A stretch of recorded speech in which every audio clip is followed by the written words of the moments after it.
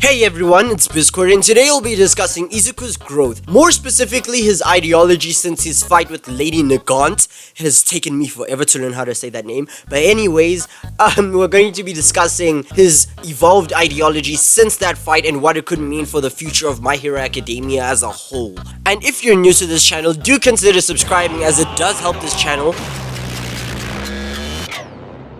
Oh yeah, by the way, this is a message from future me. I just want to say that we hit the 500 subscriber milestone, so thank you very much for everybody who supports this channel. It actually means a lot to me, and it means more than you think it does. I was losing my shit even on my Twitter, so I just wanted to jump in here and say thank you everybody for that milestone. We're halfway to 1,000, and love you all. Anyways, back to the video. Also, look at this graph. It is abysmal, so let's change that. And with that said, let's get into the video.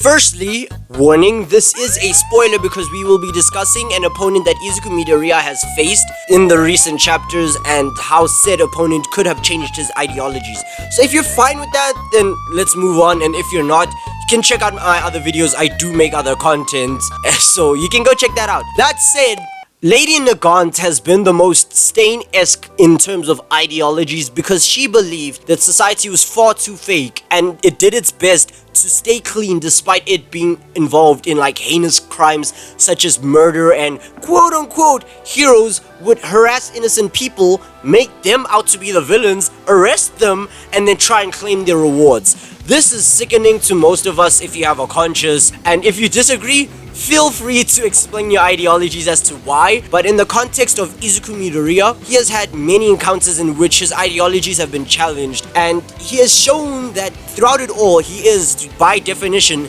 a true hero, just like the man he admires. And as All Might once said in the most recent chapter, that boy has been through a lot more than I ever have. And quite frankly, this is true. Unlike All Might, Izuku has been far more faulty with the One For All, which has made him go through a lot of more physical trauma more frequently than All Might. Obviously, we're going to put aside the missing organs because nothing is going to beat that. But Izuku from an early age of 16 has had to face literal murderers who have far more skill than he ever had. For example, Tomoru Shigaraki, or in the worst case scenario, Muscular. This on top of keeping everything a secret and not only watching your icon retire, but watch one of his mentors pass on, has mentally done a lot of damage to the young Izuku. And yes, arguments can be made that All Might has experienced the same thing with the death of Nana Shimura in front of his very own eyes. Fair, that is a fair case to make, but All Might did somewhat believe wholeheartedly that it's either all for one or us, as in he either gets defeated or one of us dies or both of us die. So he did have that type of mentality, whereas Izuku had a whole concept where his timid heart constantly was being forced to strengthen up, and this makes sense. All Might is a main character. Like if you watch Naruto, All Might is meant to be the early Kakashi Hatake, in which at first it seemed like this character had no weakness and was just an overpowered character, but then later on in the series it's revealed that the impurities run skin deep and they have spent many years overcoming said issues.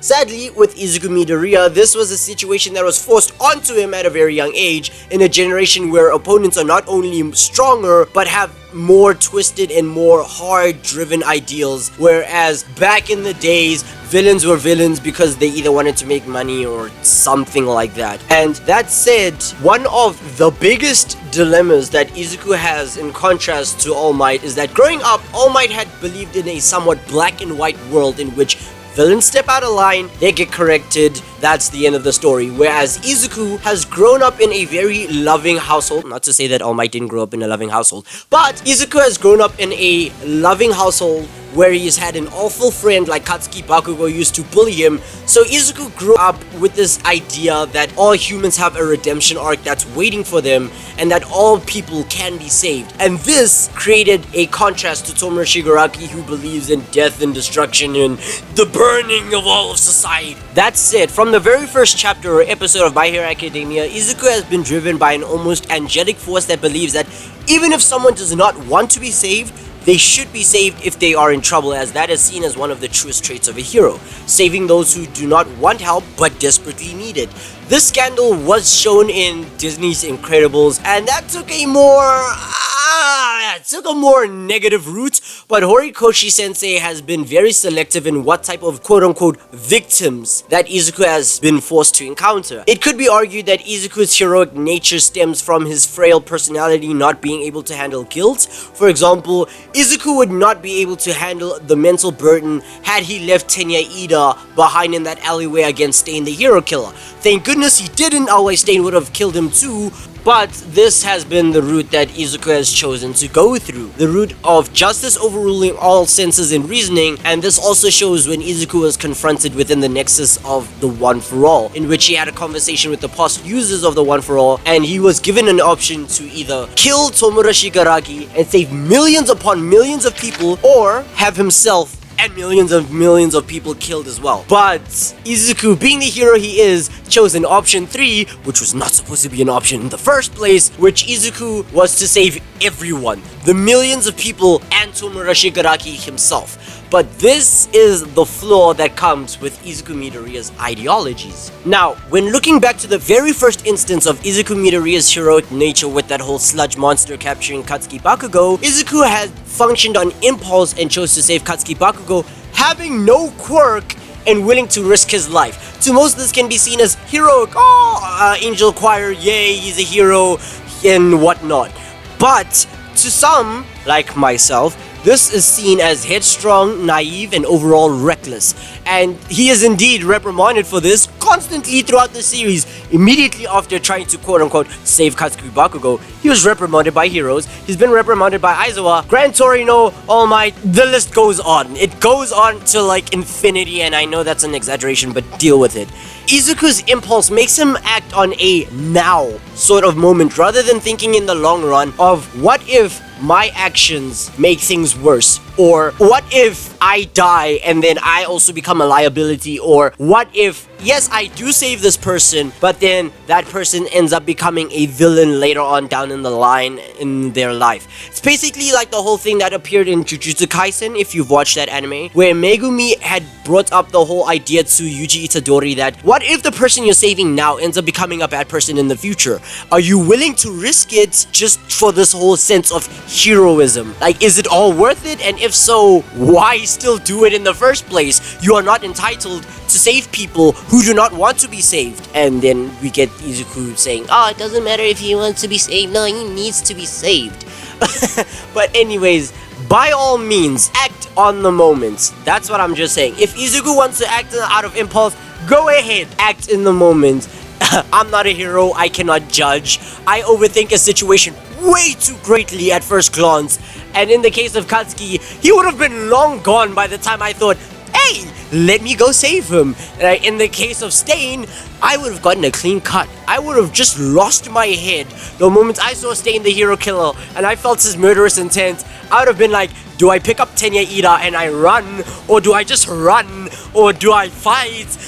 By the time I would have come up with a conclusion, my head would have been rolling on the floor, probably next to Tenya Ida's head. That said, the biggest flaw in Izuku's ideologies is believing that everyone can be saved. He has constantly been told by many people, especially the One For All users to Gran Torino, that some people are just beyond redemption and some people are just evil for the sake of being evil. Some people's hearts may never falter. For example, all for one. He is a perfect example of that, but Izuku has this weird idea. He has this unusual mentality where he goes, if I cannot save a villain from their own mindscape, how am I supposed to save everyone else? No, stupid! There's a huge flaw in that, and it should be obvious. One is a physical act of heroism, and another one is a psychological saving or psychiatric saving, which Izuku, a 16 or 17-year-old child, is clearly not qualified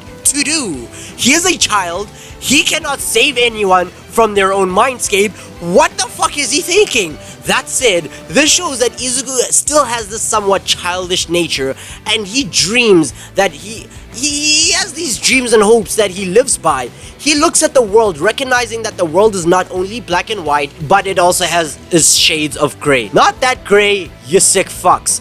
But Izuku has been exposed and more open to the idea that there isn't only the perspective of right and wrong, but the ability to justify sin and then condemn virtue. Sadly, seeing this does not actually allow him to understand. Yes, he can see that it's happening, but he isn't able to understand this to a correct extent, which is why I give him credit, because his vigilantism is not just a way for him to save people without restrictions, but it's a way for him to kind of learn psychology firsthand. Sadly, most of the people that he wants to sit down and have a fat chat with aren't willing to do that and kind of want to kill him.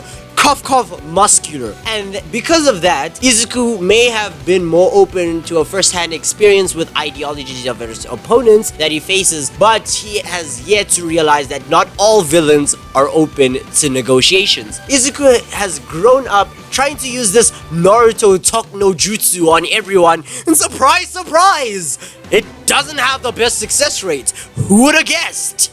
The issue is that Izuku believes that he can beat an opponent with the power of one for all, then talk to them, and then sing Kumbaya as if every villain will just be like, oh shit, this nigga's spitting, and then just stop their actions. Granted, that happens with a lot of low-level thugs who are only participating in villainy due to like societal issues such as being an outcast like Spinner in the League of Villains, or because something financial is going on. So for example, my family's starving and so I have to rob a bank. But when it comes to serious threats, like proper in-your-face threats that sense or like your spidey sense goes haywire, like Muscular and All For One, who kill for the sake of killing and committing crimes in whatever selfish goal they have, Izuku cannot really speak to the hearts of such people and expect a positive result. And that is what leads me to the highlight of this video. I know it took a while to get here, but we're finally here. Now, what has Izuku learned from his past mentors, and how will that prepare him for his next mentor? Now off the bat, we have base Izuku's righteousness, inspired by All Might and the light that society has shined upon our young Midoriya. The notion and idea that growing up to be a hero is the humanitarian thing to do, and that everyone and anyone should be saved if they're in need and you are capable to do it.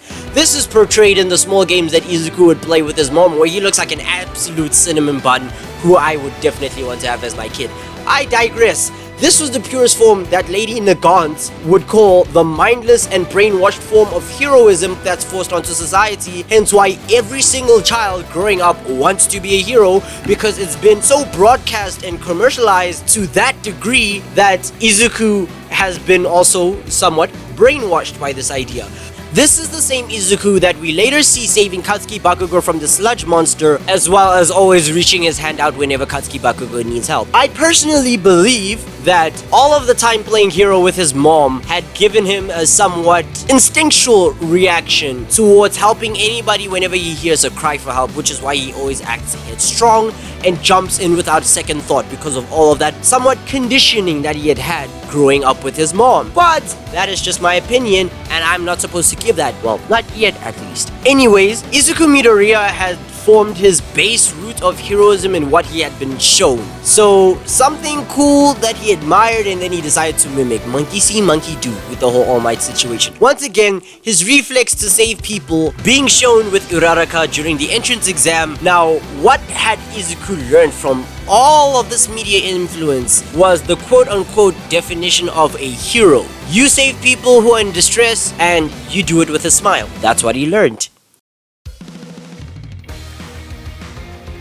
We then get to encounter an Izuku who has gone through training with Aizawa, in which Izuku learns that in the face of real enemies, like not just petty villains, real enemies with intent to kill, the best thing to do is stay in groups to better help one another, and that formed Izuku's heightened abilities of teamwork. This being one of Izuku's greatest tools, as seen later with the battle against Stain the Hero Killer. Izuku also learned that he should not output all of his energy at once, as that would cause disastrous effects, and it was pointed out that what's the point of having all of this power if you can only use it once and then end up being the one who needs saving. This had widened Izuku's perspective on the use of power control, but this had yet to be effective because despite Izuku learning how to channel one for all to a more designated area, he was unable to master the quirk which differentiated the difference between himself and All Might, in which Izuku's instinctual reactions had become the self-destructive nature of the quirk, and he had to learn to think more carefully on how to output this uncontrollable power. This had affected his ability to be a hero, as well as it shows that Izuku couldn't rush into problems instinctively anymore, and he had to rely on more calculated efforts as to not put himself out of commission too soon in any rescue mission.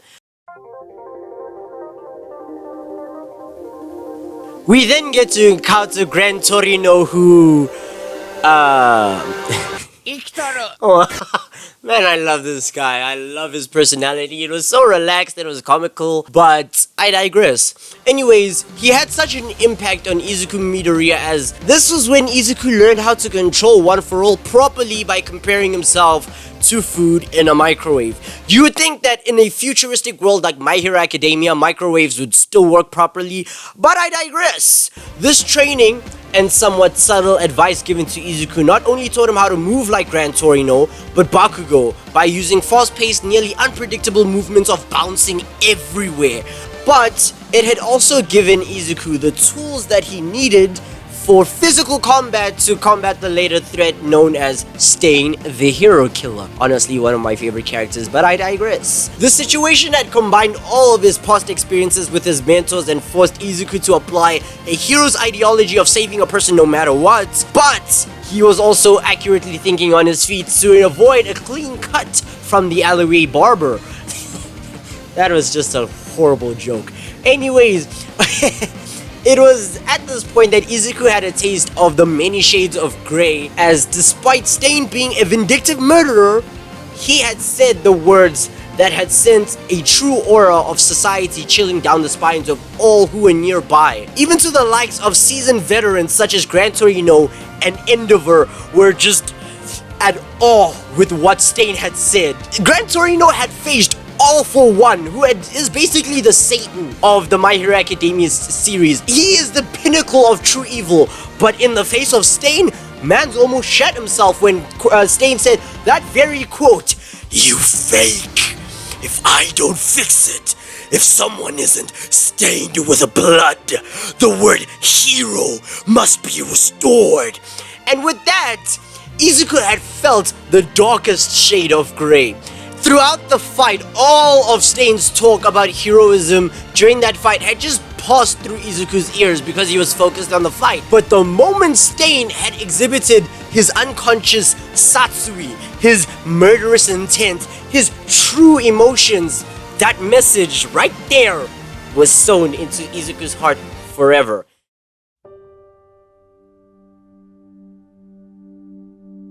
After that, we jump to the event of Sir Nighteye. Yes, I know I've been leaving All Might, I will explain that. But anyways, we get to see Sir Nighteye, who had shown Izuku that heroism has to be taken far more seriously than he thought he should.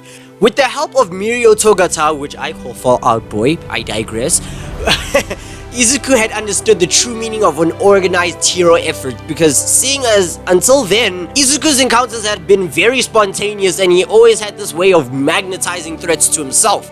You definitely have to thank plot for that one.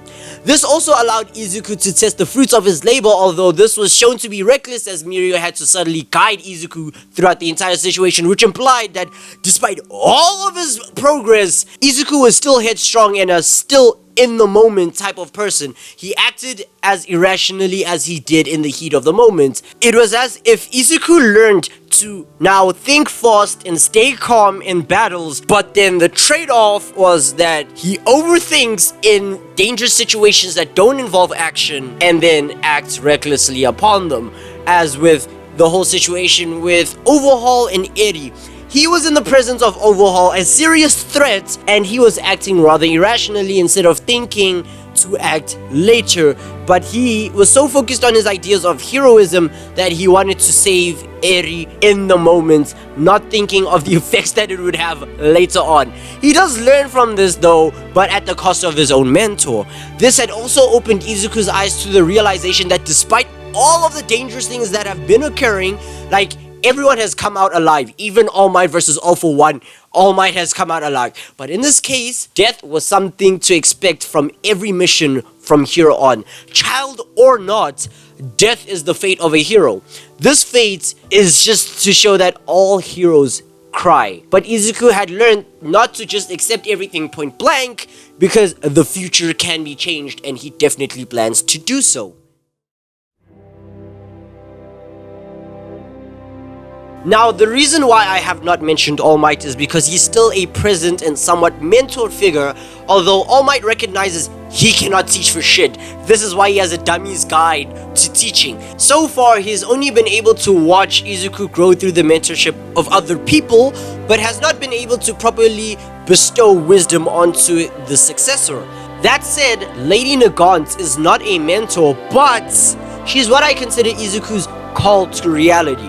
That black and white aren't the only colors in the spectrum of justice and menace. While Izuku was not able to properly reflect on her words at the time, Izuku knows that what he heard had the same sentiment to a certain person he had faced before in the past. The whole idea of societal cleansing. And that leads to Izuku's next mentor.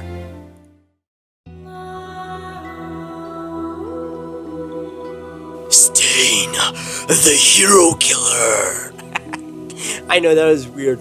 I know it took a while to get here, but you all knew this was coming. A lot of people are unable to accept the notion that Izuku will somehow partner up with Stain the Hero Killer, and that's exactly why it's so brilliant. While Izuku's on his own ideology journey trying to find ways to save the damned souls, he will encounter the man who wants the cleansing of society and the placement of true heroes. This will initially cause a clashing of ideals, seeing as Izuku wants to save people and Stain wants the bodies of the fake to hit the floor, and they somewhat share a common interest. Now, with chapter 257, yes, I am bringing up the files. In chapter 257, it had been mentioned that All Might had an arranged meeting with Stain the Hero Killer, but it had been postponed due to the situations at the time. As to what they were going to be discussing in that meeting, this is unknown, but this is Horikoshi Sensei setting up an encounter where Stain approaches, quote-unquote, the only man who can kill me, and the one true hero he has encountered, who also happens to be the hero that Stain had saved from one of the Nomus, meaning Stain recognizes the quote-unquote trueness of the two one-for-all users, and that said, he will be more compliant in not only communicating with the two, but negotiating. Now, this is where my theory comes in. Stain will be hesitant to teach Izuku and will be off-put by All Might's now shriveled form, that he may go on the offensive, but once he is stopped by Izuku's newfound strength and abilities, Stain will obviously be impressed. This will lead to him being more open to negotiations where Izuku can somewhat elaborate further on Lady Nagant's ideals of what a society cleanse is, and this is where Stain will give a more in-depth explanation as to why he does what he does. This way, Izuku can not only learn the perspective, but this will cause Stain to openly call Izuku on his foolish fairy tale type dreaming of being able to save everyone. So Stain will test Izuku. Now during this test, Izuku will face off against Stain once more under supervision of All Might, but this time it will be more of a sparring type of test. Only condition, if Izuku loses, he dies. Because Stain will be like, if you can't beat me, there's no ways you're gonna be able to save everyone. And so Izuku will succeed, and that will allow Stain to teach Izuku more in not only perspective, but in combat ability. Like imagine Izuku being able to fight as well as Stain. Anyways, I digress. Either trying to convince Izuku to take up weapons, or teach Izuku how to be a more formidable opponent. Now, the reason why I heavily believe in this theory, and I have described it in like the 2 videos I've made about Stain, is just, it sounds clowny. I understand. It makes me look like a clown. It makes me sound like a clown. But I believe in this theory so heavily, and if I'm wrong, I don't care. But the reason why I believe so heavily in this theory is because Stain has made his appearance inciting the first ideology that life is not only black and white. He is the open idea. He is like the Pandora's box of ideologies, and that's just something too precious to throw away. Stain is then supposedly supposed to have a meeting with All Might, which was postponed, not cancelled, in which I will take a huge gamble in saying that either this meeting was of Stain's request, or someone remembered Stain's idealization of All Might. That shows that Horikoshi thought of Stain, said in the interview or the bio thing that happens at the end of like most chapters, where he said, I don't want to reintroduce Stain because he's hard to draw. But then he reintroduces Stain in multiple ways, which means Horikoshi sensei has just basically put Stain in that to use later profile, which he then does use later when he makes Stain reappear during the Supermax prison break at Tartarus Supermax prison, which means Stain is now closer than ever to being shown once more.